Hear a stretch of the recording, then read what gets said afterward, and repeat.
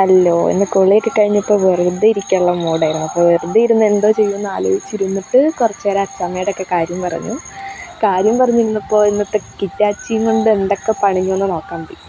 അപ്പോൾ ഇപ്പോൾ വഴിയൊക്കെ നല്ല ക്ലീനാക്കി തന്നിട്ടുണ്ട്. അതൊക്കെ കണ്ടിട്ട് വീട്ടിലോട്ട് ഇറങ്ങി ചെന്നപ്പോൾ വീടിൻ്റെ ഫ്രണ്ടിൽ കിറ്റാച്ചി കൊണ്ടൊരു തോട് പണിഞ്ഞേക്കുന്നു.